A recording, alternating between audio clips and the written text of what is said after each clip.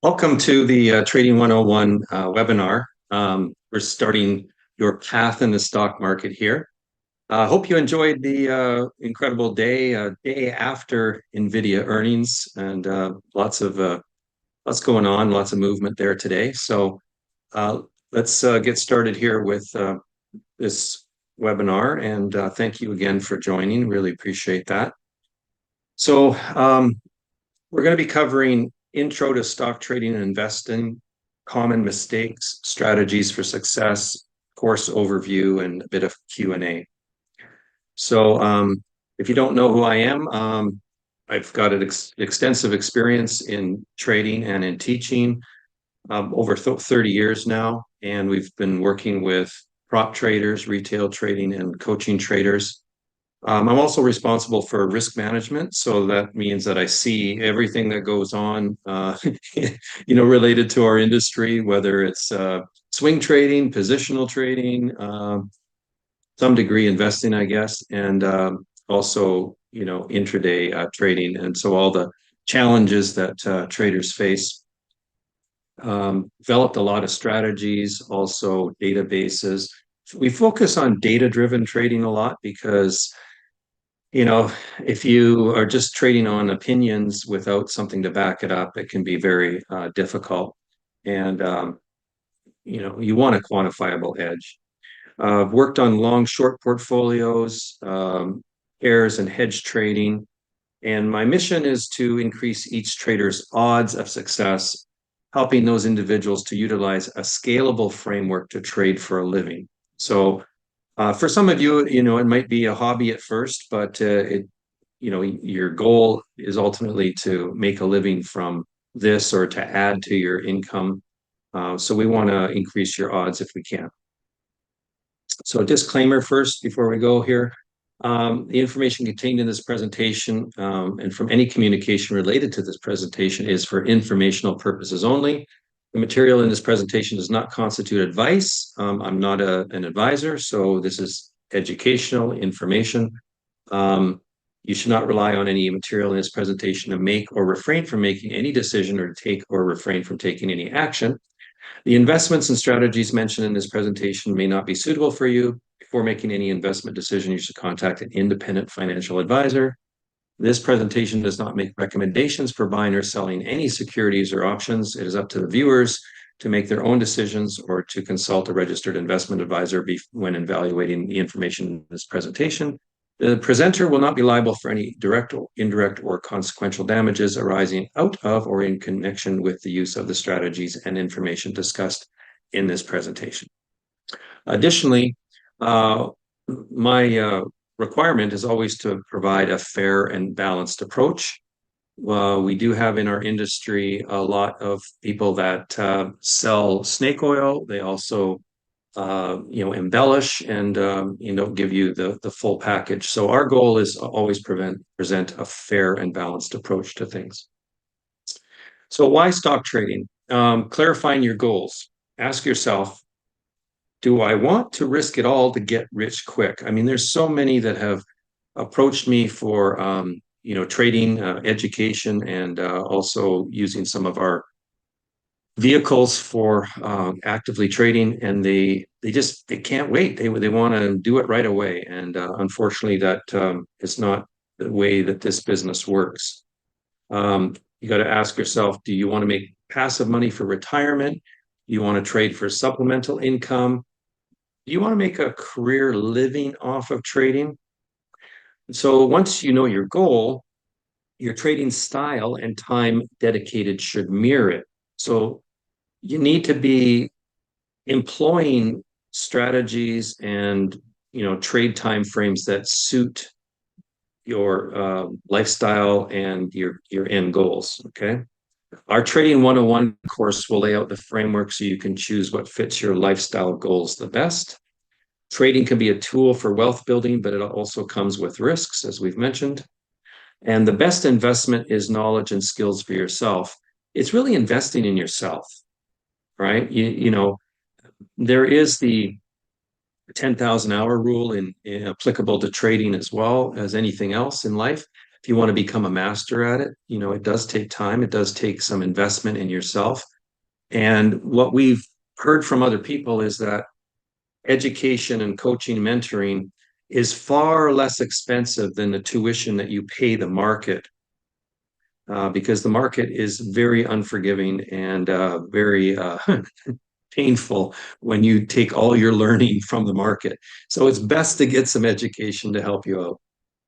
So what makes a successful trader? Well, professional traders know the lingo, and we've got our own language, just like doctors and lawyers and everybody else seems to have their own language. So there is some lingo, of course. There's types of strategies available, and then there's various models within the strategies. Like you could have a pairs trading strategy, for example, but there's so many different models within it. You could have a technical indicator strategy, but again, so many different models that you can employ. So, how to manage risk is very important. And I think that's the first place to really come to grips with is that you are firstly a risk manager. The profits will often take care of themselves when you properly address the risk and manage the risk. So mechanics of the markets, very important to understand, where the push and pull is, the tug of war, who the different players are. Why is there so many opinions in the market, so much noise in the market? What's the mechanics driving all that? Very important. How to use their tools, what indicators are leading and which are lagging. Very important to know what you can look at to get some information about the future. And that's really what futures are, as a vehicle, is their insight into the future value of something, right? What the spot price would be. So this course is focused on equities, but we can use futures for a leading indicator, and there are other leading indicators as well. So we'll cover that. How to choose which stocks to trade. They all have their own characteristics. You really need to apply some form of behavioral and stocks, and we help you with that, to understand why one stock is so different than another one. And they're kind of like snowflakes to a large degree. They're all different. Um, what edges they have in the market. The best trades are informed trades. And information obviously comes in various forms. There's, news, earnings, macro, statistical, all kinds of stuff, much more. So good news is we can help you learn. Common challenges for beginners and pros is not sure where to start, right? Deciding what to trade, lack of consistency. A lot of times I've witnessed people jump around from idea to idea, strategy to strategy without really putting in the time and effort to become good at something, right? So it gets a little tough or it doesn't work out the way they want, and then they jump over to something else. And that's not going to help you actually learn. It's no different than playing the guitar or playing the piano. There are building blocks to that, and it comes from learning your scales first before you get into other aspects of it. You really have to focus on the basic building blocks. So in this approach of this course, we're wanting to teach you what the scales are so that you can build on that, and then music becomes second nature, or trading becomes more accomplished for you, right? We want to help you be a better trader, right? So expectation to get rich quick is often, as we mentioned, a big deal. There's many biases that we have. We come to this business of trading as humans. So there's lots of biases. Confirmation bias. We're always looking for, well, that trade worked out, so therefore, it means this, or that trade didn't work out, so it means this. You really need to look at the four aspects of it, which is, did I do the right thing and get the right results? Or did I do the wrong thing and get the right results? Did I do the right thing and get the wrong results, or did I do the wrong thing and get the wrong results? So you have to look at it through that lens, right? And avoid sort of making conclusions from a single sample or even few samples. So optimism bias, a lot of trades are taken without looking at expected value. What is this? What are the real probabilities of the trade and what is the real payoff of the trade? Most people jump into something because they think they're going to make money and it looks so good and they're very optimistic and they haven't even considered the risk side of it. Hindsight bias. Oh yeah, well I could have, should have, would have, right? And I knew it. I knew it. Now, that happens all the time. Everybody wants to be right, right? I knew it. So we don't want the hindsight bias either. You got to manage emotions when trading, and even if you've gotten very systematic, very algorithmic, maybe you're even trading automated, you are still, as the human operator overseeing everything, going to be impacted by emotions. So I would say emotions is probably 80% of this business. Still, even in this automated age, you get bad fills sometimes, you get caught, you're trying to do your best and you get adverse market, your internet goes down, your quote feed goes down, so the trade is restricted, you can't get it through, there's all kinds of adversity. And ultimately the buck stops with you, meaning as a trader, there's no blame game. You can't blame anybody else. When you put a trade into the market, it is your value at risk, and you're always responsible for it. So it just is part of this business. It happens, and you need to deal with it. Pick yourself up, move on. So many more things we can cover in that space too. Understanding the basics. So stocks and other securities trade on stock exchanges. Now, why we have the basics, kind of covering in this webinar is I'll try to move quickly for some of you that want to get into more of the meat, but we're constantly being asked about, can we compile everything into, this simple trading approach so we can get to the more advanced stuff, but it's all in one place. So we don't have to go here or there or anywhere else to get our information. We've got the basics covered and then we move into the advanced. That's what we've been asked. That's what we're going to provide.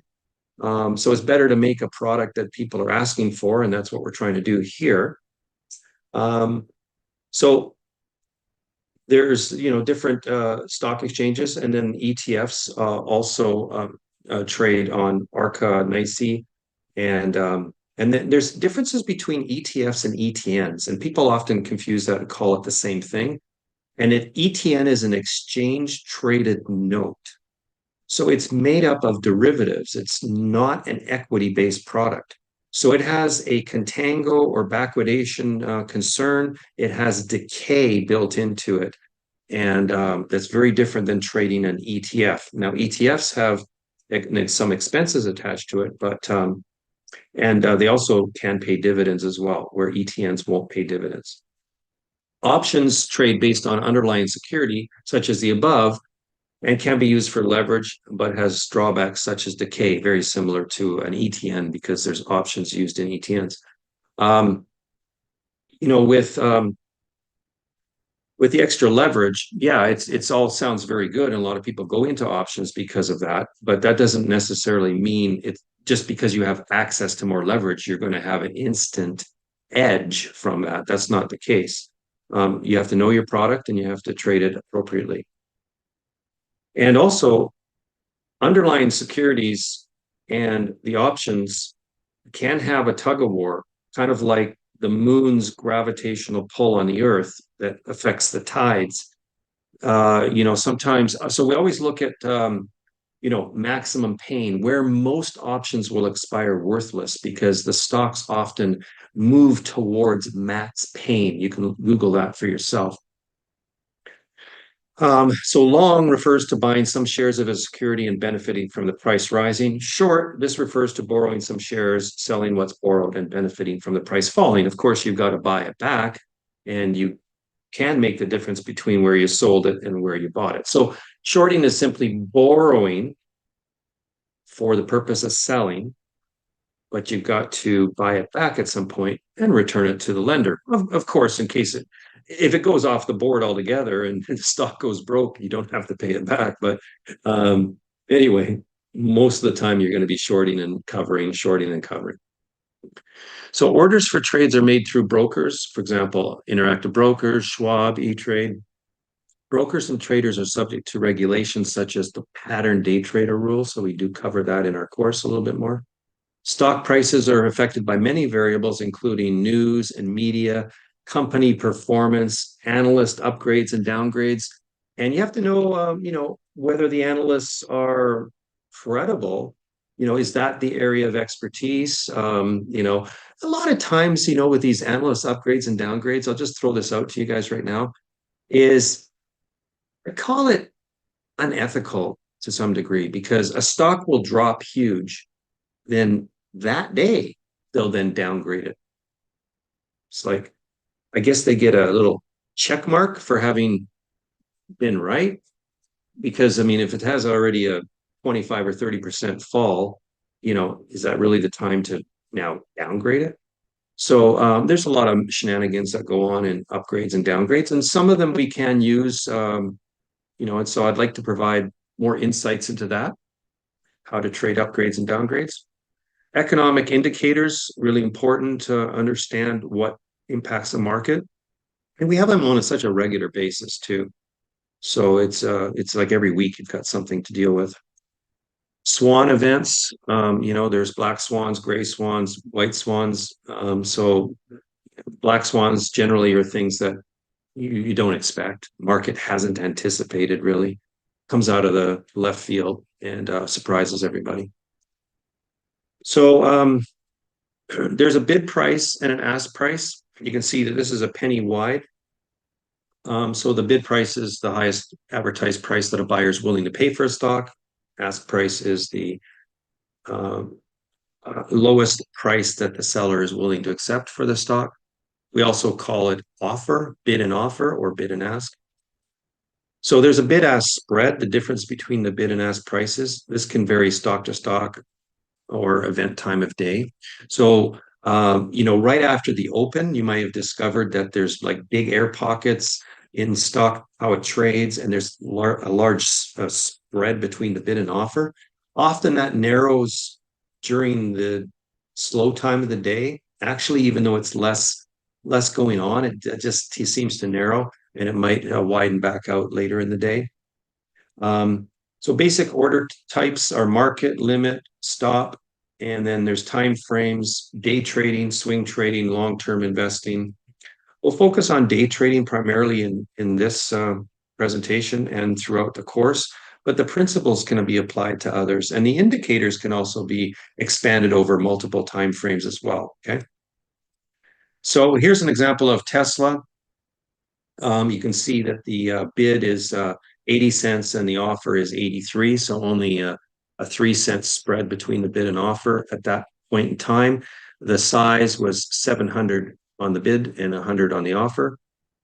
Here's NVIDIA. Of course, the price is much different now, but at the time of this snapshot, it was 498.05 was the bid and 498.19 was the offer. So a much larger spread between the bid and offer, and the size is relatively small. And it traded last in between the bid and the offer. So that could be on a dark pool. It could be like the reason that it's coming through in the middle can be various players hitting each other as they're going to trade. So, but if you just go and put a market order and buy the offer and you go, oh, I'm wrong, and my timing's off, and you go to sell it right away, you're going to lose that spread. At a market order, you're probably going to get the 19 or worse. It could even be higher because this might disappear and you might pay the next offer. And then you turn around and sell it, and boom, you hit, maybe you're lucky you hit the bid, and maybe you're not, and you end up being even worse, maybe hitting the point 498. Strategies for success, finding an edge. So we'll be focusing on using technical indicators to help inform our trades. We call that technical analysis. It's been around for years, and probably the most common thing that you'll find is technical analysis. And when I started my career, we focused on tape reading. You might have heard of that in the past. You can probably read lots of books going all the way back to Reminiscence of a Stock Operator, which talked about tape reading. And to some degree, that's still available, but the emphasis is much less on it because there's so many different components, and the trade size is a lot smaller now. And we have a designated market maker system instead of an actual specialist system. So markets have changed and evolved a lot, and the tape reading element is not as useful as it used to be. So back in the tape reading days, we didn't use a lot of charts. We read the tape. And as time has changed, more chart reading has become, utilized. But that doesn't mean everybody uses charts right, nor do they use indicators correctly. So our goal is to help you, understand the relevance of them, the truth aspects of it, because like I said, there's a lot of smoke and mirrors out there. Everybody says, well, you coulda, shoulda, woulda, right? And it becomes very different when you go to do it. So we want to communicate fairly to you, but also help you improve as a technical trader and using indicators. And we want to make it as simple as is possible, which is it's a hard task. It's a very complicated business of trading, right? But we still want to make it as simple as possible for you. So there's free tools you can use. FinViz, I've been using it for years. They used to have a lot more free in it than they do. Now they have the elite membership if you want to pay for it, but it's still very valuable. TradingView is good on a daily charts if you want, and that's free. And then StockOdds has the seasonality almanac, which is free. And again, these tools I use all the time, and you'll see some samples of it here in the course.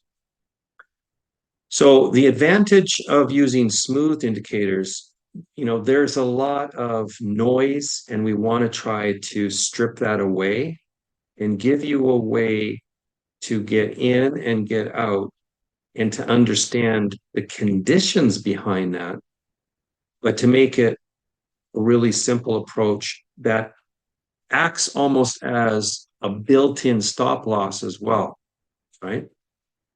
So some charts have more lag than others. We want to help you catch breakouts, catch reversals, things like this. So here's an example of a trade using a smooth indicator. There's a couple things. I mean, you probably recognize the Bollinger Bands, which are not necessarily necessary, but there's various forms of this type of a smooth indicator. And if you can ride it from the get-go to an inflection point or to a support level or resistance level and catch reversals, it works both ways. So in this case, this is based on 4 times margin, not recommending that you necessarily do that, but just to show what is possible if you were to take this trade, and then also the reciprocating trade, and all within 2 hours. So there is a lot of these types of trades available if you're using indicators, especially in the most widely traded liquid stuff. So we're talking about Fabulous 5, Mag 7, many of the top NASDAQ 100 or the top S&P 500 stocks. If they have fairly reasonable volatility, they have the potential to move, as you see on the screen, to be able to capture a short trade and a long trade, possibly within the same day. Using options, higher returns might be achievable. So strategies for success, finding a repeatable edge, and then the challenge to that too. So this is CRM, and it has no price candlesticks on it. It's just the indicator. And also have another indicator down here, and we'll teach you how to use these. But the way I explain this to people that have already started to use these indicators is it's kind of like your forest fire example. We had a pretty bad season last year and even the year before with forest fires. And the emergency responders come out and say, knock, knock, knock, knock. It's time to get your things together. You're on alert status. So if the subdivision is being challenged by a potential fire threat, they'll put everybody on alert status. Okay. That doesn't mean you have to evacuate. You can stay in your home, just get things ready, make sure you have your things. If you're going to be away from your home for a while or you lose your home altogether, you might want your medication, you might want your dog, all these kinds of things, right? So, you're on alert status. So I've developed some, and develop is a loose word. There's a lot of things that you can borrow that are already created for you. The real thing is, how do you use them? What's the context, and how to avoid, if you've had the experience of using indicators on charts, how do you avoid getting whipsawed all over the place, right? So this is the big tension, right? That's the challenge. So the early warning indicators are the alert status. You're on alert. Things are getting ready. Okay. Then you have your confirming indicators and that context, which says, okay, knock, knock, knock. You got to it's mandatory evacuation. You got to leave your home now. No ifs, ands, or buts. Mandatory evacuation. The fire is gone over the hill and it's coming down towards the subdivision. There's not much time left. You got to get out. So this is a way to confirm it that it's truly changed and there's not this whipsaw potential. Okay. So early warning and confirming indicators working hand in hand. Okay. That's what we want. So now I'm going to put on, which, by the way, I've seen a lot of educators out there use indicators and they always like, well, you shoulda, coulda, woulda, but they don't actually show you what the price action has been on the chart. So this is CRM. It trades nicely, looks beautiful, could have gone short, could have gone long, lots of money to be made. But look at the actual price action. So, it moves quite rapidly. And this is a pretty good example. Like this would be, I think an optimum example of you're still able to get into the trade in a timely fashion. And you didn't pay too much premium when you did. But this is the challenge, is the smooth indicators versus the actual price action and where you're going to get in and where you're going to get out. Had you got in this one, there was a pretty full move in this period of time. It's about 4 hours or so, and a nice trade. I like to use 5-minute charts because they're strip away some of the 1 minute can be great, but you can be impacted by too much noise and too much sensitivity, and indicators have some trouble working on the 1 minute to the same degree that they might on the 5 or the 15-minute. That being said, for leading indicators such as what the market's doing, futures, things like that, and even Bitcoin could be a leading indicator. Now that it's risen in price quite a bit, it's kind of a risk-on asset, right? So with those, it might be better to use a shorter time frame, like the 1 minute, so you get that information about any changes in the market.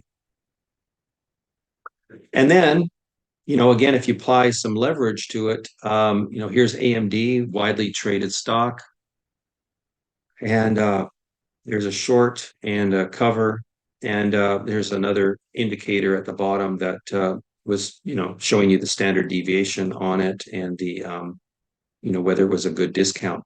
So all things together, you got your early warning, and then you've got your indication of action. So if you got in initially, that would have been the time to get out.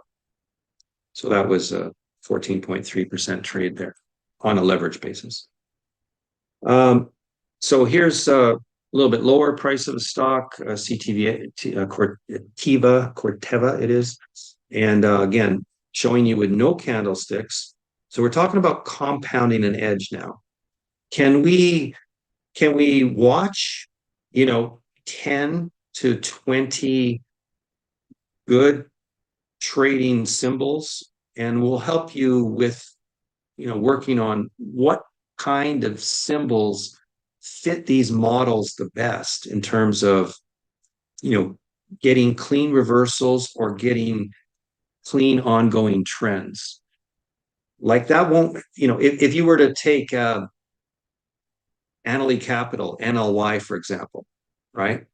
You're not going to get really clean reversals and, amazing follow through where you can capture the trend for the day, right? It's just a different type of stock. And that's why I'm saying there's classifications. So we need to help you define your universe that you're going to trade in, and then the right type of indicators. And we don't want curve fitting where you constantly monkey around with them so that you're trying to optimize the right indicators for the right conditions. You would rather have something that you can compound, you can use against any in that particular universe, like that. Just watch them. When you get your signals, you go. Okay. So again, it's quite a bit different here with what happened right away in the morning. This launched up, reversed, and we got a sell signal. And by the time you get in, you might have been actually down here, right in here, and then it starts going against you, and you're like, oh man, that didn't work, and now you get out. So what I want to teach you is the context of what you can incorporate to be able to stay in a potentially winning trade without getting shaken out, because this is the big problem. Whether you're using the best indicators or not, whether you're using completely smooth indicators, you see the difference? This looks amazing, but the reality is the price action was way down here when you got your trigger to go for the short trade. And again, look at the long trade. If you were covering, you get your trigger to go around in here, it's already way off the lows. So this is the tension. So we're going to try to teach you how to take a slice, a good slice out of each of these opportunities without getting shaken out unnecessarily. And so that we can compound those signals over and over and over again. Okay. So trade what the market is giving you too. Don't try to make something happen. Here's Dollar General, no candlesticks on it as well. And then here's with the candlesticks. You can see that it opened down. So it had every opportunity to fill the gap to the previous close. So it opened down, and there is a strategy called, fill the gaps. It opened down, it had every opportunity to do it, and it didn't do it. So there's a first sign that, hey, if it opened discounted and it didn't rally, it didn't fill the gap, maybe there's an opportunity to short it. What are my indicators saying? And of course, lagging indicators, which we're generally using, even if I call them early warning, they're still lagging. They take some data in order to provide you with any information. So you're going to have that bit of like, I didn't get the perfect price. I missed out on a bit, and it's okay as long as you're reading things correctly, the context and the indicators. So this gave a short at some point, and then we get a nice reversal. Again, the price jumps. And the reason, you have to understand the reason that the price jumps so much, no matter what indicator you use, is because there's really only two types of indicators: trending recognition and oscillators. And problem is that everybody on the planet's using them in some form. And they've programmed computers, right, to go after these things too. So we have to deal with that. It's not a perfect world where we get to do something that nobody else is doing. Now in pair trading, that can open up some things, some ideas for you in there. I'm happy to discuss with you the type of things you can do in pairs that maybe nobody is actually doing, because you can create your own synthetic relationships and so on. But in trading single stocks with technical analysis, with indicators, there is a competition there. So I want to put a few ducks in a row for you. Okay. There's a number of ducks to line up. And then the qualifying of, is the price still reasonable considering the context? And then you can go. The other thing that we're developing for you is, it's already in play, it's already been tested, is alerts that you can subscribe to, that they give you these signals automatically. You can grab it, trade off it, qualify it, whatever. Again, you're responsible for your actions and decisions, but trying to get this information out to you in a streamlined fashion. So stick with us on this. We're going somewhere with helping you have more actionable ideas. Okay. So, and by the way, the first 2 hours of the day are often the peak volatility and the best opportunities for a full move of an ATR or half an ATR or those reversals or those trends. You got to capture the first 2 hours. I know that a lot of educators say you shouldn't trade in the first 15 minutes. Well, or first half hour even. You probably want to be ready for the opening range breakout.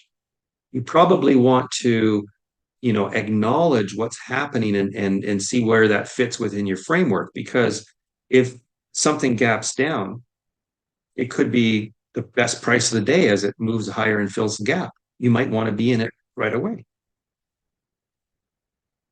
So I think there's a lot of misinformation out there as well, from what I've seen. Strategies for success. How does catalysts and volatility benefit us?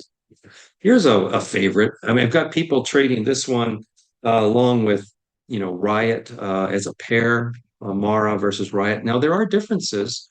Mara is more in the Bitcoin mining and Riot's more in the blockchain aspect, but there is a little bit of overlap too. But this is just Mara by itself. But when volatility increases, you're going to get more repeated chances to employ your framework. So if volatility is low, your chances are less. If volatility is high, you get more chances to do the same thing. That's the compounding aspect.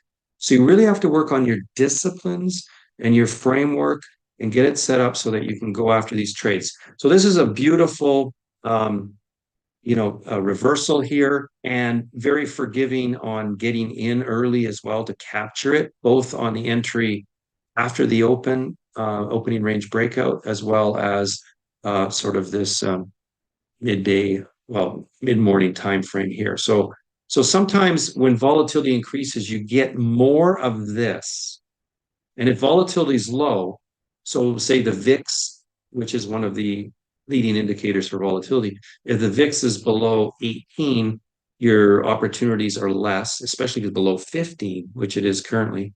And it gets better when it's up in the 20s, 25, 30, and then you get a lot more reversals and things like that. So you have to monitor your leading indicators, especially the VIX. Now, chop fest, okay? So we don't want to just pull out optimum examples for you. I want to show you what really happens a lot of the time. And that's this chop fest. So you see here the stock opened down, and it had every opportunity to fill the gap again, and it did not. It just stayed sideways. But you see your lagging indicator takes a while to catch up. Now, under this condition, what I would teach you is, when you see this disparity between your indicator and where the stock is, it's do nothing. Don't trade. You can just watch it, right? And if the movement is not substantial enough, or you take, let's say you took this first green trade and you thought, okay, well, now it's going to go. And if you get stopped out, you get that kind of, well, it didn't work, then you go to do nothing. So there's a do nothing context initially, and there may be a do nothing after. You're going to have sometimes where you take a loss, but you don't want to keep repeating that and get whipsawed over and over and over. And I know I'm talking to some people that have experienced exactly that. And if you keep getting back in, you got to question, what's your discipline level? What framework do you have? So this is an example of chop fest. Now, I say use it or avoid it. You can actually be a noise trader. And the absolute best way to be a noise trader is through pair relationships, mean reverting pair relationships. That's the best way to harvest noise. And I have traders that have worked with me for over 20 years that are completely noise traders. And their business works. And I've had traders that haven't had losing months for, years, constantly making money. Not everybody, but a good portion of consistent traders that are noise traders. So when somebody says, we want to avoid all noise, no, it depends on your strategy. Like, are you a noise trader or are you a trend trader? Right? Are you going with things or are you doing mean reversion? Both are fair. But do they fit you and your nature? What are you after? What's your experience? What's your time frames? How you want to do this? And if you're a noise trader with pairs, you can actually carry a portfolio of pairs in a swing trade and trade some and hold some and things like that. Okay. So the reason for the chop, this is basically a week here of just the market kind of having some reversals intraday, but a really small range and just chopping around. So a lot of your frustration really comes from the market. You've got consolidated days, inside days, and breakout days. And you have to know when to make hay when the sun's shining. Like, if it's the type of day that's breaking out, you got to use it. And you have to know how to use it.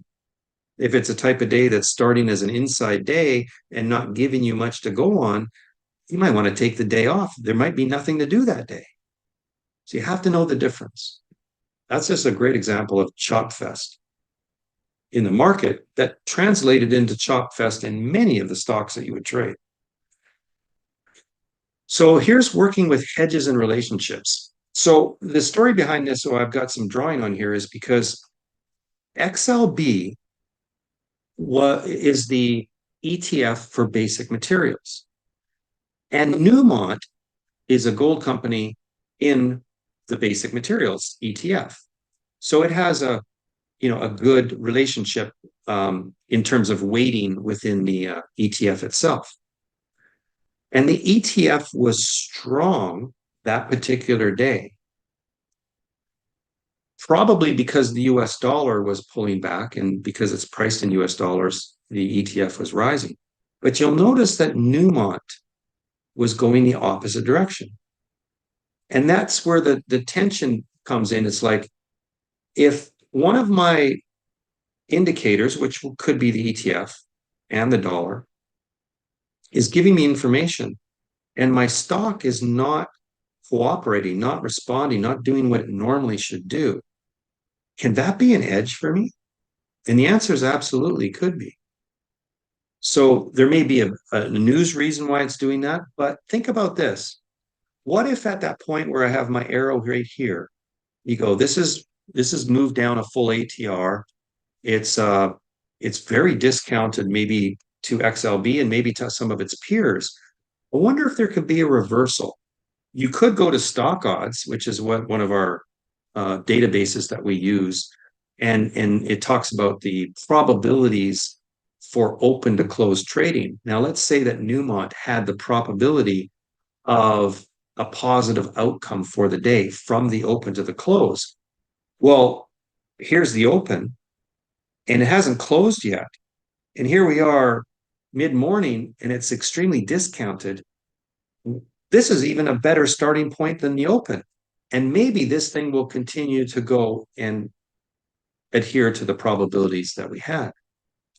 So what if right at that green arrow, you bought Newmont and at the same time you shorted XLB? You would be in a hedged relationship, meaning that you're going in to buy something that has discount, but you're selling something that has a premium. And if there's relative performance between the two, right? So we don't know how that's going to play out. Maybe XLB goes a bit higher, but maybe Newmont catches up a lot. So you have a shrinking of the relationship or the spread between them. So you have relative performance. And in this case, that that happened to some degree. XLB went kind of sideways, and Newmont rallied back. Okay, so hedged relationships are fantastic, and you don't always have to use them, especially if you're using the indicator-based single stock trading. Like you're going to get in when it says get in, and you're going to get out with discipline when it says get out. So in a sense, you've got that built-in stop loss. But to protect yourself from major macro events, like a dirty bomb going off in some city in the world or something, then the market starts tanking. Hedge relationships can be extremely beneficial, or knowing how to act immediately and hedge something. So you can do this across the board with stocks and ETFs. And so this is AMD and SMH. So SMH is the semiconductor ETF, and AMD is one of the semiconductors. So there's a relationship there. So I can actually put this on as a pair using my indicators. Now here's the price action. You can see that the price, is kind of choppy, but the indicator is helping you stay with the trend. And you've stripped a lot of the market out of it because you're in that relationship. You're long AMD and you're short the semiconductor ETF SMH. So if all the semis roll over or some bad news hits, they're probably going to go down mostly together. And, you'll be protected that way. So we like to use our indicators on pairs as well. And there's, stock versus stock, or stock versus ETF, or ETF versus ETF. Here's working with a peer group. This is a factor adjusted spread for Exxon and Chevron. So what we do is we take the ratio of the two, and that becomes our factor, and we multiply the factor times the symbol that's the cheapest, like that, minus the most expensive symbol. So you can see that this particular day, we had a long opportunity on the pair, would have been going long Exxon and short Chevron. There may have been an opportunity to get out, but we did not get a very strong indication of that. And also, we're not, taking out any lows. We're not making any new lows. Everything else is working. I use kind of a institutional indicator down here for institutional money flow, and the money flow was still rising, so you would stay in, and then you could add to your long position if everything's going well, and take out most of this move here. So this is just a pure relationship, Exxon and Chevron, and we've traded this relationship for years and years and years and years and years, and it always provides phenomenal opportunity. Some days it can be choppy sideways, but some days you get nice, clear moves and reversals. Okay. So some success stories here, and rather than 10 years old, this was today here. Coming from an active single stock trading background, it took me some time to get used to basket style and pairs style trading. But when you realize you can actively trade with baskets and pairs and use the statistics as wind at your back, that's where the real power reveals itself. So that's from today. And then this is some of the trades that he did off of our StockOdds dashboard. So what's really nice about this is just presents it very visually to you. You have trending up, trending down, bullish reversals, and bearish reversals. So he went long AAL and short UAL. So that would have been AAL coming from the trending up, and short UAL from a bearish reversal potential. And then long HES and short XOM So again, I just showed you an example of XOM versus Chevron. There's many other relationships that you can use Exxon for. It's kind of the big daddy of the group, and it's a little bit more multi segment, I would say, than Hess would be. Hess would be more of a pure play. But again, taking from the bearish reversals and so on. Personally, on these dashboards, I love the bullish reversal areas. I see a lot of opportunity there. And if you can find pairs, that's great. So this is the dashboards. And one of the dashboards that you can get for free is the seasonality dashboard. But we have many other dashboards. And then we have our full database that you can utilize as well for curating all kinds of odds and average performance expectations from your symbols, from stock versus SPY, from stock versus stock versus their ETF. So lots of opportunity there. Another one here. I'm going to be honest with you, sir. Last week was the best trading week of my young career. And who do I have to thank for this? You, your indicators, your courses, and this style of trading. It is magnificent. And that was January 23rd. Here's one from yesterday. Today was a big breakthrough for me. In my mind, I've always viewed pairs wrongly through a hedging sense. By the way, the whole market neutral term is smoke and mirrors. Now I can start to look for pair opportunities. That was from yesterday. Yeah, I tend to agree with the smoke and mirrors thing. A lot of times people flippantly throw out market neutral in pairs trading. To be truly market neutral, you would have to be in a class arbitrage, like Under Armour's class has one class and Under Armour has another class. So UA and UAA, two classes of stock in the same company. That would give you your more market neutral. To some degree, Exxon versus Chevron can be mostly market neutral, but when you start to get into, say Exxon versus XLE, yeah, it's not going to be necessarily as market neutral, but it's still in that same classification. But what I'm saying is that people use it too flippantly, and there's macro neutral and market neutral. So what we like to do with our pairs opportunities is use those indicators on pairs, and that helps. That takes it to a whole new level, and that's what we want to help you with in this course as well. So feel free to take advantage of our StockOdds dashboards. So trading 101 using technical indicators for entries and exits. There's 5 course selections here. This introductory course designed specifically for trading and investing beginners. It will demystify the concept of technical indicators and provide you with the foundational knowledge needed to make more confident entry and exit decisions in financial markets, focusing on day trading.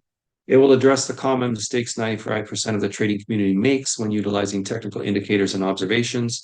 It will reveal best practices and advantaged entry and exit criteria, what you'll gain.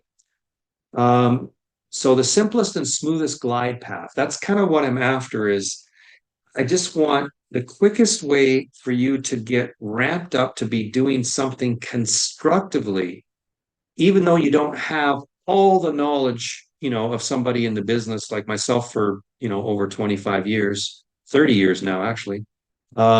So it's hard to learn and there's a lot to learn. And we want to just, what's the simplest and the smoothest glide path to get you there to increase your odds of successful trading?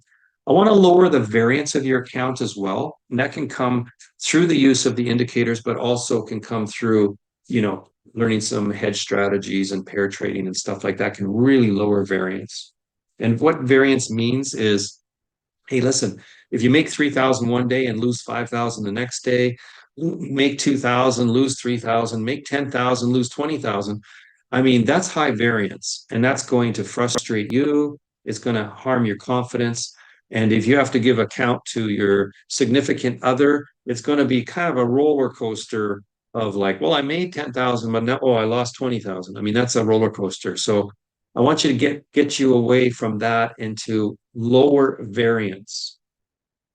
I want to help reduce the risk of ruin, which can come from just too much exposure on one side, not understanding the market conditions that we're facing, not looking at sort of the underlying risks that or surprises that could come along. So risk of ruin is a really important one to kind of get rid of if you can, right? The element of ruin. Practicing correct procedures. So once you know what to do, then it's a matter of practicing over and over again the right thing. Building trading habits, focusing on trading with an edge, learning patience, learning to respond to qualified signals, introduce the basics of technical analysis and its importance, familiarize you with technical indicators suitable for beginners. And listen, I got advanced traders that are using the same indicators. So my point is, it's a great starting point if you're a beginner, but you'll be able to use it for your career. And that's a good thing, right? And I think that the market is really suitable for some of these things now because there's a high degree of singularity. There's a high degree of we're in the information age and almost everybody knows the same information. And there's a lot of algorithmic things that, everything's programmed to operate in a certain way and follow the leader and all that. So we're in a good spot for this, using the technical indicators and really understanding the value of getting in and out properly. Provide guides for interpreting and using these indicators, offer practical strategies for making informed decisions, cultivate a risk-aware and disciplined approach to trading. And discipline is a big, big part of the game. Save years and potential dollars lost trying to learn trading on your own. Examples of proven trading strategies you can implement. Know the difference between a good and a bad trade. Lay the groundwork for a trading career or side hustle. Understand and build a foundation for more advanced learning. For example, StockOdds is more of the quantitative side, basket trading, things like that. And then certificate and pre-qualification into TradeSimple partners. And this might open up a trading opportunity for you to be part of our partnership and trade with a bunch of other traders. Benefit from ongoing mentoring and coaching in that environment as well. So sign up for section 1 today. Visit tradesimpleeducation.com or use the link below this video. Once you pass section 1, we'll be opening up enrollment in further sections. When you sign up for section 1, bonus lessons from later sections will also be included. There's a special offer for webinar attendees only. Use the TS webinar at checkout for 50% off. This offer expires this Saturday at midnight Eastern time. It's subject to also making an appointment with me as well. So look at the conditions there. So this is what you get with section 1, basic market mechanics, introduction to market mechanics, bid and ask prices, market variables, placing trades, understanding order types and strategy types, settlement and trader considerations, navigating trading restrictions, understanding margin, the cost of holding while we're focused on day trading, setting up your trading journey. So if you have any questions, now would be the time to propose that and I'll answer them. And here's the next steps as well. You can sign up for the free preview at TradeSimple and enroll with the course link below. If you want more advanced trading strategies and quant-based strategies, StockOdds is offering you guys 74% off the pro package. If I guess that's good till Saturday if you book an appointment as well. And then you have pre-market prep with StockOdds. You can always consume some education and at the beginning of each week. Okay. So any questions that I can field here? Yeah, I have a couple of questions that came in. A couple people Okay. emailed them in. Okay. How much money should I trade with? I think they might be talking account size or maybe just trade size. Maybe you could address both of those. Well, yeah, there's a really good question. So unfortunately, this business is fairly capital intensive because look at, prices of stocks. Market's been making new highs recently. A lot of stocks making new highs. And so it takes a lot of capital to, not only to have the confidence to trade, but also to manage your risk so that your position size is relative to your account. So there's a number of different ways to position size. One would be just a capital allocation. Another one would be how much you're willing to lose on any trade. So let's say your stop loss would be like $50. Um, so each trade that you would take would be designed with that in mind, that your maximum loss. Um, so some people have started with $1,000, but then in retail trading, you have the pattern day trader rule when you're under 25,000. So it doesn't give you that ability to, day trade every day and make production. You're only allowed a certain amount of trades per week. We'll cover that more in the course, but um, I would recommend that, you would start with a little bit over 25,000 as a minimum is what I would prefer, Okay. just to Yeah. give you a fighting chance, right? And then position sizing can be, you know, say you have 25,000 and you put no more than 5,000 into any individual trade and you're running disciplined, then you have a chance on that 5,000, to make yourself, um, maybe a couple $100 on an ongoing basis by using that same 5,000 over and over and over again. And yet, if the thing took off on you and sold off in half, you'd only lose 2,500. You'd still be alive.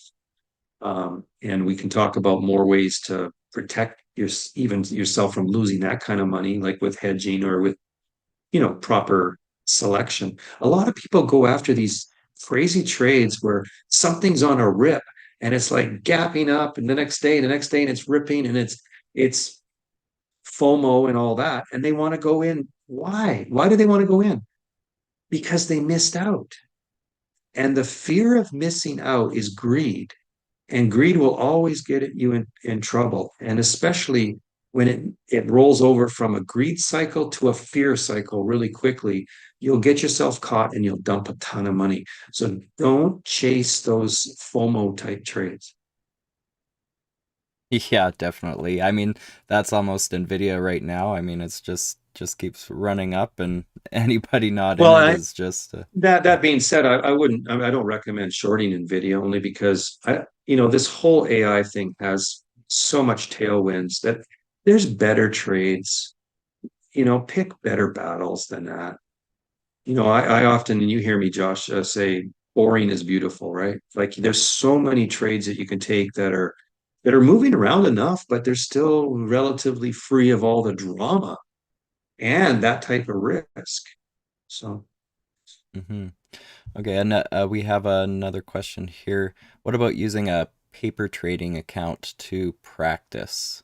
Like, I love that idea. And you just have to be realistic. So I've talked to people about that before they've joined our TradeSimple partners group, is they were practicing on paper trading. I said, just practice as if you were actually going to do that in real life.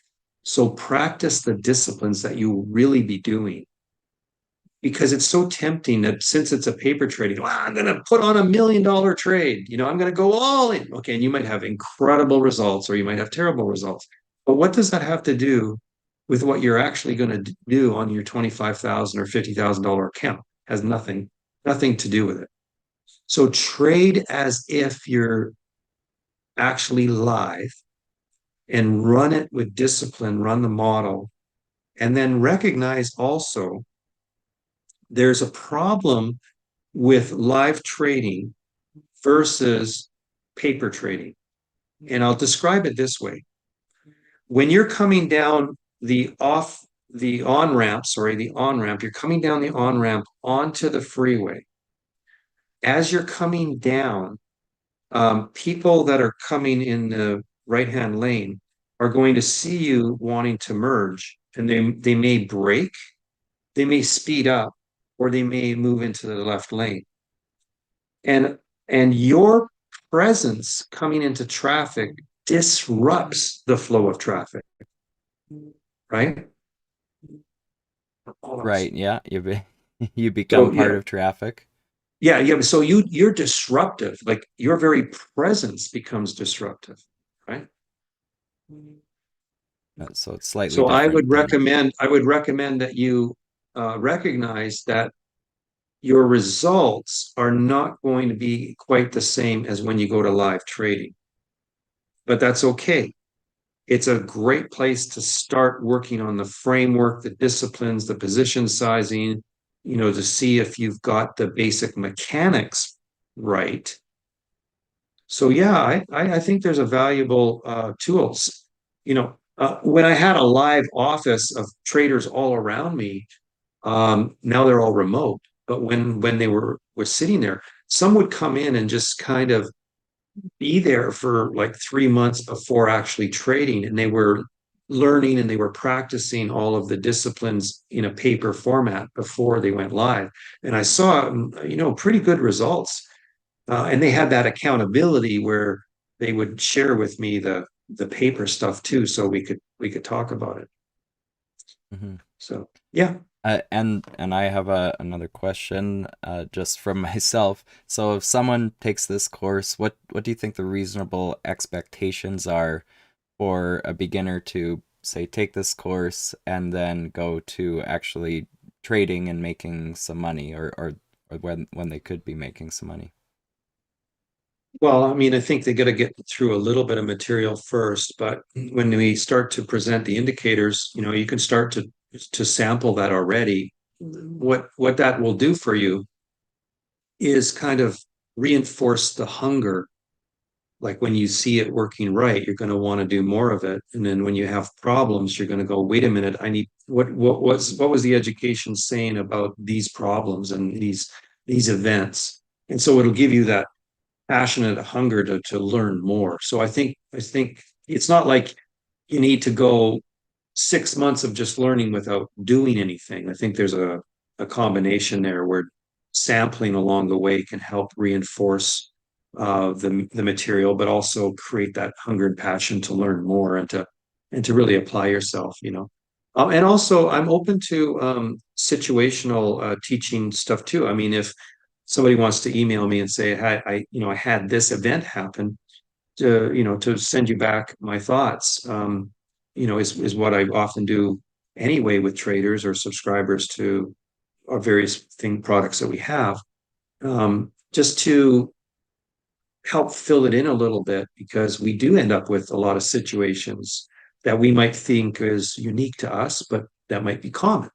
Or we think we did something wrong, and you might not have done anything wrong at all. It might have just been the market adversity that impacted you, right? Yeah, yeah, like you said, you could do the right thing, but still get the wrong result. Right. Um, So having somebody to bounce, and that's where our TradeSimple partners really can be helpful too, is that you always have someone to just instantly bounce things off, like on demand almost, right? Within, this environment of sort of student and in the course, probably can't offer like instant responses, but certainly after the day, after the market. And it's always good for you to keep a journal too, right? We talk about that, you know, um, dear diary, dear, and really to put something in there of substance, right? And I find that my most successful traders have always taken, an hour at least after every day to journal. And that's what's probably contributed to such a high degree of success. And the opposite I've seen with people that have lost money is if they have a bad day, they want to go sleep, or they want to go, you know, take care of themselves, emotionally, by pigging out or drinking or whatever. And the problem is you're reinforcing bad behavior. The best thing you can do for yourself is say, hey, I've had a bad day. I need to journal this now while it's fresh. And I need to deal honestly with where I went wrong or what actually happened. And so it's the hardest thing. You've had a bad day. Take the time to journal it. Really important. that can definitely be useful. Um, Another question: are these indicators back tested? Yes, actually, there has been some back tests. I can't say how elaborate, but I would recommend if you have any ability to back test, we can work together on because it applies differently to some symbols. So, for example, if you play a lot in the Russell 2000, you're going to have greater volatility and price discrepancy as related to the indicators. And if you play in the S&P 100, it's going to be a lot smoother and less discrepancy. So back testing is really tied to what market you want to deal with. But as far as the quality of the indicators, there's no problem, but we also have to apply them to the right universe. So good question, and something we can work on together. If you have back testing ability, then we can, talk about how to apply it to your universe.